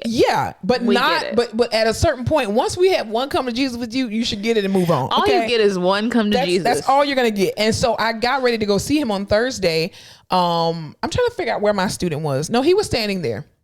No. Actually, no. I sent him with one of our other coworkers because I had a half day that day, and so we're working with him. I'm working with him and the nurse, and he's just being a straight asshole. And he's just like, first of all, I need 3 things. You just woke me up, number 1. Number 2, I'm thirsty. And number 3, mind you, he's talking over the vent. He's talking over the vent. He has no Passamere on. He's not on trach collar. This man is on AC PRVC mode, 70% and a PEEP of 10. And he is talking over the fucking vent, just like I'm talking right now. I would have been like, keep talking and watch your stats go down. Exactly. Well, no, his stats actually were beautiful, but for some reason he kept failing his CPAP trials. Anyway, so he was like, number 1, I just woke up. Number 2, I am thirsty. Number 3, I am hungry. So I started adding to the list. I was like, number 4, I want my student loans paid off. Number 5, I don't want to work here. So what we gonna do? Keep adding to the list, or you gonna get your ass up? And he was like, no, I am not moving. Sir, you can rot in this bed for all I care. I'm getting ready to go home to my little comfy Tempur-Pedic mattress. So you can sit here on this vent and play around these games if you want to. I am a 63-year-old man. I said, and I'm a 36-year-old woman. So what does that mean anything? And so the nurse was like, you need to talk to people with respect and blah, blah, blah, blah. He was like, no, you both can get out. I said, make me. Get up out of the bed. I told her, I said, get your ass up out of this bed on this ventilator and make me. Oh, you're full of shit. I said, and so are you, sir. Get on up so we can get it out. And guess what he did? Sat his ass up at the edge of the bed. Now, his blood pressure did drop to the 70s. However, comma, that wasn't none of my business. But that only happened because he's been laying on his fucking ass for 2 weeks. Exactly. And he has, because I'll go in there. I'm tired, right? And because of he's the lowest priority on my list, just because of what I have, of everything else going on, right? And so I go in there and he's just you know that time of the day when you're like, I'm going to do my job, but there's like a limit to how much I can put in right now. I'm only giving 50%. So I walk in that motherfucker and he's just already starting with his shit. And I said, listen, sir, is there anything I can say to you right now that will convince you to get up out of this bed? And he said, nope. And I said, all right. Have a great day. See you later. Have a good day. I cannot force you to get up, and I do not have the energy to fucking play this game. We've been playing it for weeks. I've been chasing you for weeks trying to get you to move. And when you have people like that who act like that, and again, this is a white man and talking to you with this particular privilege, it's like with your own kind. I hate to say this, but it is true. With your own kind, I've had African American patients who have been way worse than he has been, and they will be crotchety to you, and I'm just like, listen, this is what and my whole diction changes. But you can break it down to them in a way that will not be. It's not offensive. What is the word? It's not derogatory, disrespectful, berating, bullying, aggressive, condescending. No. It won't be received the same from him as it will be from someone of your own race. Exactly. That's very true. Because black people all the time in healthcare, when unfortunately the African American people, let's say there's a big issue with distrust with the healthcare system and with their physicians and their care staff, sometimes I will go in and I will use my blackness and I'm like, yo, listen here, auntie. Okay, here's what we ain't gonna do. What's your problem? Well, all I'm saying is nobody's listening to me. Nobody's doing this and this and that. And even I had this one patient a couple of weeks ago, she's Hispanic and she speaks English perfectly fine, but I think she prefers Spanish at times. And she kept saying, nobody's listening to me. I am in a lot of pain. No one is listening to me. And everybody kept brushing it off as, well, you just had a hip surgery. We totally get it. And now you're in the ICU. She's like, no, I'm not going to work with therapy. You guys are not fucking listening to me. Mm-hmm. So an OT went in to go see her and she refused the OT. So the OT comes to me and was like, hey, this patient, she's going to refuse. She's very feisty. So I go and I talk to the lady. And I'm like, hey, how you doing? And she's like, Mija, I'm not getting up. And I was like, well, why are you not wanting to get up? And she's like, they won't listen to me. This brace, I need to take this brace off. And I'm like, well, I was like, well, the doctor has the brace on your leg for a specific reason. She's like, I know that. I don't care about that. This brace is killing me. And I'm like, okay, if I were to just loosen up the brace for you real quick, just give you a breather so then I can do my eval and ask you your questions. Once we get ready to move, I'll put it back on, but I'll make sure that it's not tight. She was like, okay, fine. The fact that I took 30 seconds just to do that, I literally found that the fucking brace was digging into her thigh. And that's when they kept giving her drugs to say, oh, you don't want more morphine? It's not about the morphine. Listen to the lady. She's not telling you that her hip hurts. She's telling you that the brace is digging in her skin. Yep. And all I did was take it off, put it back on. And guess what? She sat up at the side of the bed and we stood. And then when I tell the OT, I'm like, yeah, so she did perfectly fine for me. What? She went off on us and told us to get out of her room. Yeah, because you probably talked to her like she was a piece of shit. Yeah. You don't have to tell me. How many times in the last 2 weeks have I come back into the office after being on the floor and I'm like, I was just stuck in a fucking room for 45 minutes listening to someone bitch because they needed a bitch. And I was like, I guess I'll be the one today. Absolutely. Get it on out and let's try to figure it out. Yeah. I don't think white people, unfortunately, understand how incredibly racist they are at times. Like even this week, well, I won't consider this a racist incident. I really don't consider this racist. But we had a particular person that asked us, like, or texted me and was like, hey, there's a new black employee that's here at our hospital. Can I come and bring her to meet you? And I'm like, well, did the person ask to meet black people? And they were just like, well, no, I just want them to feel comfortable. And it's like, well, thank you, first of all, for coming to me, because I think that was when you have allies who you are not in their community, it's beneficial for you to feel comfortable to come to that person and talk to that person about it. And so I said, well, listen, here's the reality. As inclusive as you're trying to be, you're actually isolating this person because now you're assuming that she only wants to be around black people. Yeah. Now, again, I will keep saying this. When I go into large spaces, I look for the black folks. Okay. Because I need to have some allies. I need some allies. I'm just gonna be real.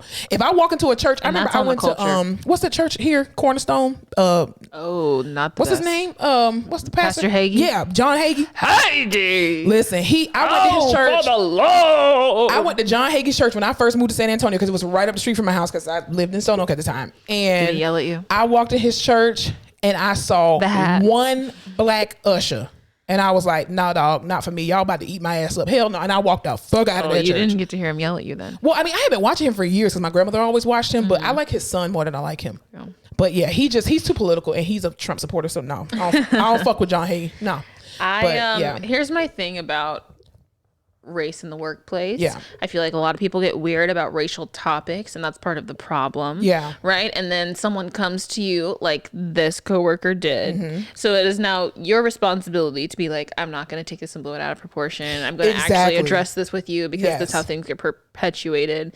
But I feel like if we bring something up racially, right? You and I, then it's like, it's always in the defense of the person who said it. Like, oh, no, they didn't mean that. Or no, you're just looking too into that. Oh, and now you're being dismissive. So now if something racial comes up, I have the burden of taking that on and teaching you because I know that will help the grand scheme of things. But when I have an issue and I see something as being just like off or, racially insensitive, well, then we're going to defend the person who said it because they're not a racist. So they wouldn't say that. You're just taking it as, you don't have to be a racist to say racist fucking shit. And my thing is, that's not your place to tell me what I interpret as racist. Yeah.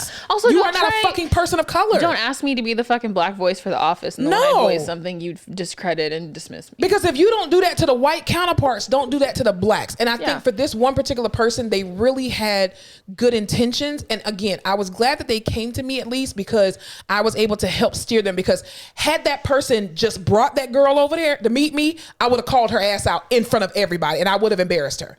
Because I would have been caught off guard, number one. And number two, it would have been like, really? This what the fuck you doing? And then that would have closed the door for her to understand where she was standing. And she may not have come to me ever again with some other racial issues. And it's just like, but it's still not my job to teach you how to fucking act right. 100%. Like I'm not gonna take that burden on. If you come to me and you ask me something because we're coworkers or we're friends or whatever the case may be, I have no problem explaining that to you and helping you through it. But it ain't gonna be an everyday thing. You gonna have to go fucking read. Okay? I think it is just because this country is A, so rooted in racism, and B, it's like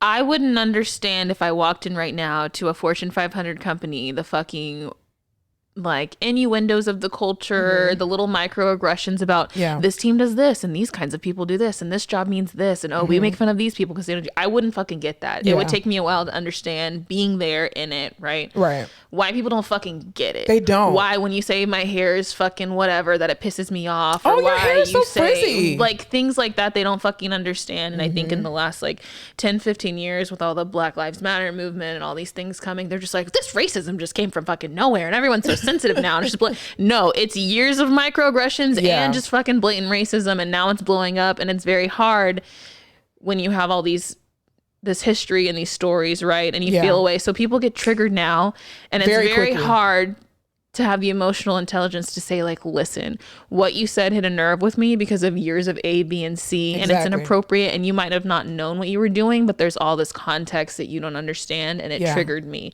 That's fucking hard to say in the moment. Yeah. And to even be able to be open to hear it. Because I think too, non-persons of color, you have to be open to being educated on your bullshit. Like your whole life is rooted in racism. I'm sorry to tell you, but it is. Your whole DNA is rooted in racism. It just is. And even too, like when, after we had the conversation with the OT students, one of the students emailed me and was just like, it was so amazing to be able to see someone who looks like me being represented in this field. And when we gave the statistics about, the fact that out of 336,000 PTs and PTAs, less than 5% are Black, and less than 5% are Black, less than 6% are Hispanic.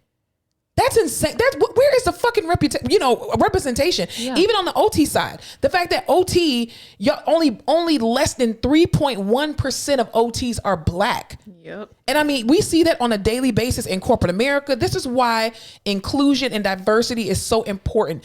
Even I was having a conversation with somebody and I told them the place where I work in my immediate department, there is no one in a position of leadership who looks like me. And you can't tell me that we ain't fucking qualified. Bitch, I got more degrees than all my supervisors. Overqualified.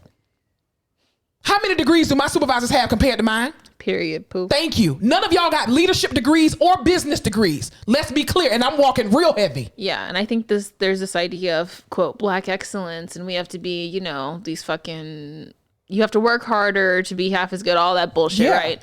And I can only work so hard. It takes the majority of people, which unfortunately is white people, to step the fuck up and read things and become culturally sensitive and just fucking know the context and make space for black people and be the voice saying, when one black person in a room says, hey, there's not enough black people, it falls on fucking deaf ears. They're when one white person says, hey, there's not enough black people in this room, it makes a whole fucking difference. Yeah. Even I remember that this interview that Ellen Pompeo did. For those that don't know, she's Meredith Grey on Grey's Anatomy.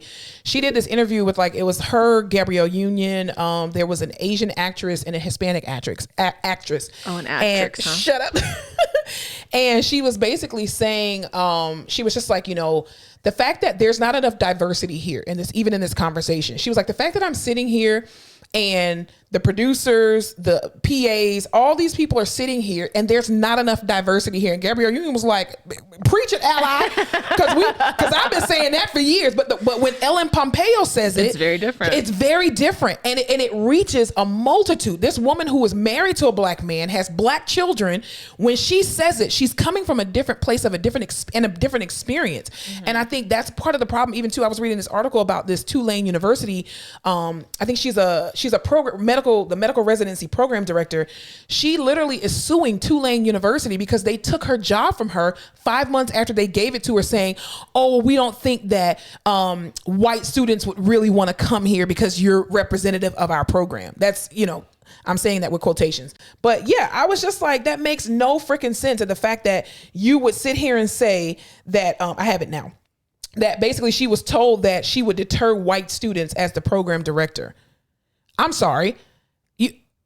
I don't care what my program director look like. I don't want your racist ass here if you see a strong, educated black woman at the front of this program and you say, oh, not for me, no thanks. Right. Bye. What the fuck? That is stupid. And that brings me back to the fucking coworker, right? Yeah. This whole situation. So I feel like the heart was in the right place, right? Yeah. Like, you obviously say, like, hey, I have this black girl starting here and I don't see black people around her, and I think I should introduce her to the black people, right? Mm-hmm. When now knowing all this, the thought should be like, why don't we have more black people here? Exactly. Why wouldn't she feel comfortable?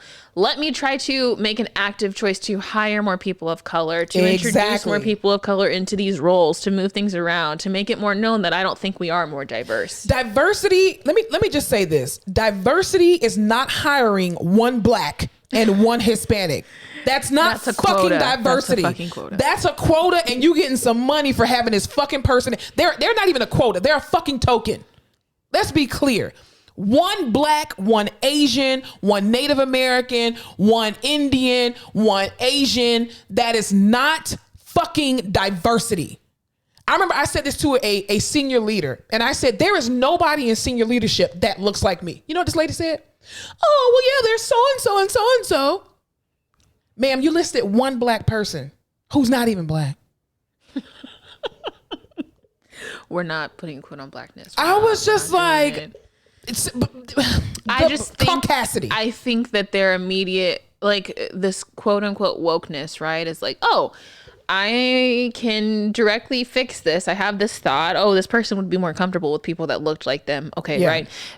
There's just not the broader thought, the broader conversation of, instead of just directly affecting this one small fucking incident, I should overhaul the entire culture so I don't have this problem again. Exactly. Because the fact that you felt the need to try to include them with only their kind, you're perpetuating segregation. If this was, hey, I hired this OT and there's no other OTs over here, I need to introduce her to another OT, your next thought would be like, oh, maybe we should need to get more OTs. Yeah, but the fact when you bring race into it, it's just like, oh, we just got to make sure she's comfortable with people of her own race. Let's find some. Exactly. No. And you can do that, and that's not quote unquote wrong. It's kind of fucking racist, and I don't think you should do it. You should just make her comfortable. But then you think, what would make her comfortable? Oh, probably if she was around people who looked like her, maybe, or were interested in the things she was interested. So why don't I just try to make that happen? And it's not going to be as quick of a change. How about you put a person in a position of leadership who looks like her to reflect her? Period. Just saying. Black people are smart. Black people are fucking imaginative and creative and plugged into the fucking culture and know how to fucking communicate with people on many different levels because they code switch, and there's just this untapped fucking magic in all of them. And I just want more at the hospital because it's boring. I said it, okay? White people are boring, and I'd like to spice it up with some fucking sauce. But even more people of color, like, because I feel like when we talk about people of color, yes, I'm specifically talking about black people because I am a black person. Well, it is different in San Antonio too, because we have a heavy Hispanic population. But and see, the Hispanics here, to be honest with you, I don't really feel the Hispanics here are the majority. They are not the minority. That is correct. But even with that, even at certain companies, majority of the staff is Hispanic, but the leadership is still white. So that's how you know how whitewashed you are, even in a Hispanic city. I tell people all the time, when I moved to Austin, one of my first thoughts was, why is this shit so white? Yeah. Why are there so many white people? Because they don't want to live in San Antonio. Because when you grow up in a city that's 70-80% Hispanic, that's all you fucking see, and that's what you're comfortable around. Yeah. But still, whenever you go somewhere, the person in charge is white. Exactly. I mean, I don't want to say that, but you said it. But I was getting ready to say it. Even at our place of business, the head honcho is Caucasian. White men. Most of the other people who are on his level are Caucasian. Yep. And then the lay leaders are the Hispanics and the whites. There's like one black director that I'm aware of right now. Juan. It's insane, dude. And like, you can't tell me that black people aren't qualified for those jobs. Listen, I just gave you my whole resume, okay? None of my supervisors have a leadership degree. None of my supervisors have a business degree. And you mean to tell me, and I've been putting my MBA to use, let's be clear, okay? And you gonna tell me that I'm not qualified? Racism is alive and well. The devil is alive. Protect black women. Oh my God, it's insane. Protect black men. It's insane. And even too, like, you know what? I was having this conversation with one of my other friends about, even there are people in our personal job that we work in now who some people may feel are very uppity and very like, oh, they're just so sedity. Like, oh, they think they know everything. They think they're all that. And it's like, when you understand people's history, and especially with Hispanic culture, what some of these people have to deal with. I remember one of our coworkers was telling me that they literally used to pick fruits in the fields, go to school, come home, and was a field worker, and now has a doctorate degree. You better walk around here very heavy like you own the fucking place. Versus some other people, our white counterparts, you were given these jobs. I'm not saying that you didn't work your butt off getting your degree. You did, but you are mediocre at best. And you were given a position of leadership because it was your turn. But these other people who have worked their asses off because they're worker bees, you look at them as, well, that's what they're supposed to be. Like, you know, the slaves, they like being slaves. I mean, don't you like working for us? Why would they keep doing it? Why would they keep doing it? I mean, we kill them and we snatch out their teeth and feed their babies to alligators. But, you know, I mean, they like it here. Horrific mental and physical abuse. But yeah. So just advocate for your patients. It's not always all that to say. Go in that room, put on a fucking smile, listen to what they have to say. But leave truly, your bias though, you can door. change a life. And sometimes people just want to bitch at you, and you're gonna have to let them because they need to vent, and that's what you're getting paid for. Yeah. So just let them do it. But you have to understand too, not only just racially, but also the era of time that you deal with your patients. Because cultural diversity and inclusion is not just about adding more black people to the pot, adding more Hispanic people to the pot. It's also understanding the era in which these people of different ethnicities come from.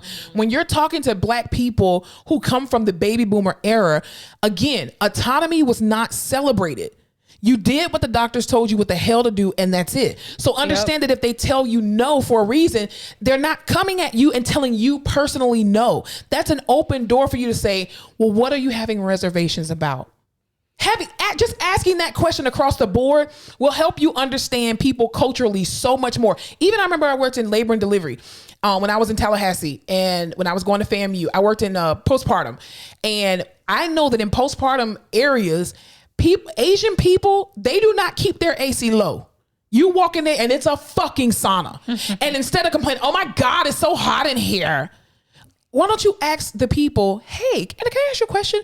I noticed that when I have a lot of Asian patients, they always keep the room very warm. Is that a cultural thing, and why? For it? Well, no, I hate you. No, I have people who won't use the phone because they think they're going to get charged. Well, they don't want to see PT and OT because they think we're going to be an extra bill. But we're like, nah, bitch, we part of the eggs. I said, whether you move or not, I'm getting paid. So we're part of the eggs and the potatoes too. But no, they actually keep it warmer because they believe that you're supposed to sweat out the impurities after you have a baby. So they keep it nice and warm. And then too, they don't drink cold drinks after you give birth. They always have tea. So they're always drinking tea and eating hot stuff. Good to know. Yeah, and they'll wrap them all up and be sweating these fucking pants sometimes off. You just have no one else ask the questions, and a lot of times I get in trouble for asking the question because I get stuck in the room for 45 minutes. Yeah. Just ask the fucking question. Just ask the questions. See where they're coming from. And that's like Hispanics and diabetes. We live in one of the fattest cities in the country. Mississippi is definitely fatter. They are. That's why I'll never lead all the charge. Of Mississippi, I think. They should never lead the charge on anything. But you have all these Hispanic people who wait until the last minute to come to the hospital because they are scared of hospitals. We have all these undocumented people who think if they come to the hospital, ICE is going to be there and take them fuck back to where they came from. That's very true. So it's a very scary thing. So then a lot of people in the hospital don't want to talk to anybody. They don't want to tell them what's really going on. They don't want to they think they get charged for every single thing. Yeah.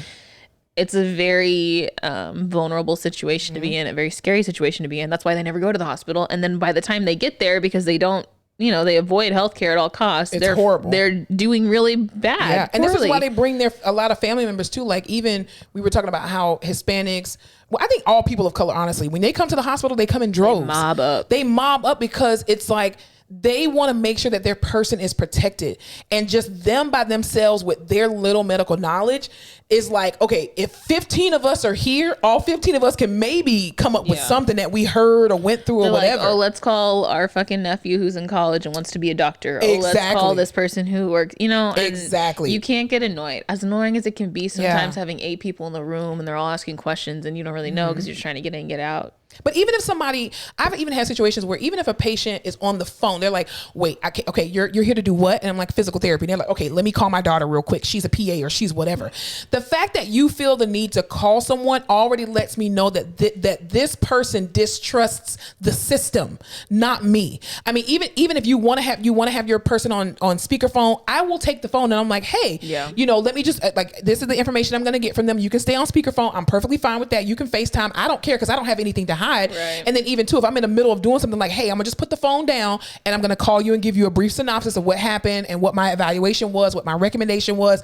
And I think you move mountains so much more with that versus being offended that somebody doesn't trust you. It's not about you. Mm-hmm. It's about the system that they're in. When you come correct at a patient, they know. My patient the other day was like, he was complaining about another therapist in another situation.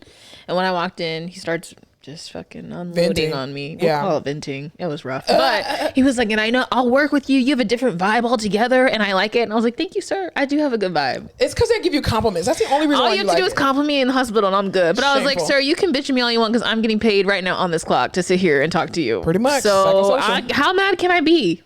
I'm not in the hospital. Guess what? I can leave this room. Exactly. As bad as this is, you're pissed off because you can't go home. I can in T- whatever hours. Exactly. I forget that because I think I get wrapped up a lot and I'm asking for grace and I'm trying to have grace with everyone. Yeah. This job is exhausting. But the thing you always have to remember is like, you can leave. You can leave and they can't. Even they can't. And two, not only can you leave, but we all as healthcare clinicians walk in a position of privilege with regard to our knowledge.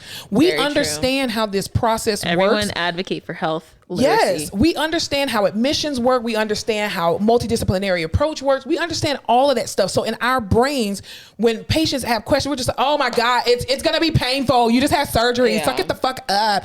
You can't be like that all the Or time. everyone, I get not upset, but I get frustrated because I am queen of, let me just Google it. What did you just say? I'm going to Google it. Never heard of that procedure? I'm going to just Google it. Yeah. These are my symptoms. I'm going to Google it. People don't fucking do that. No, they don't. People don't know about smartphones and iPhones and Google and how to interpret that information and whatever. They don't even know how to turn the TV on. Yeah. You walk out of a patient room and they just looking at the black TV and you're like, So we're very spoiled that way. Yeah. Like the information that we have at our fingertips. absolutely. But that's why I say too, like we as healthcare clinicians, we walk in a sense of privilege because we know more than what these people laying in these beds do. And because we know more, we have to do more. There is a responsibility. If you knew better, you'd do better. Exactly. And the thing is, you can't keep going around this ignorant kind of mentality of, I didn't know.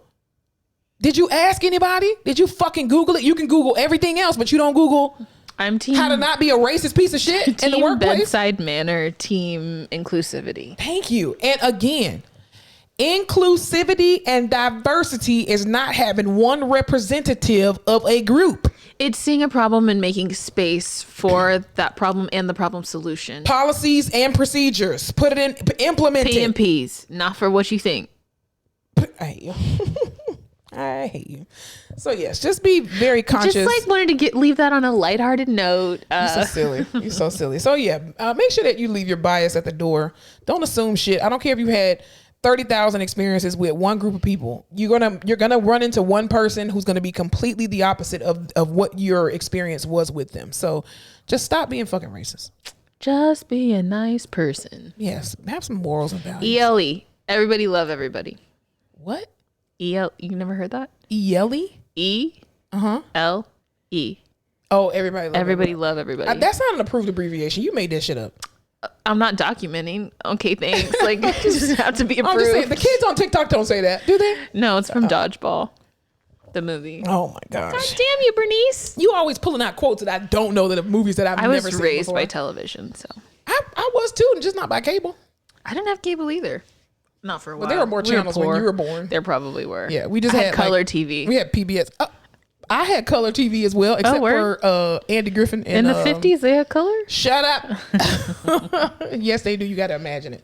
Anyway, all right, Everyone y'all. go out there, spread some love and light. Yes, definitely. Don't be racist. Okay. And if I can leave you with one thing, don't be a racist. Don't be racist. Lordy. All right, y'all have a good rest of your week. Thanks so much for tuning in to another episode of The Face Off with Fleming and Fowler. Don't forget to follow us on all our social media platforms, Instagram, Facebook, Twitter, and YouTube at The Face Off Pod. Be sure to tune in to The Face Off every Tuesday where new episodes are released.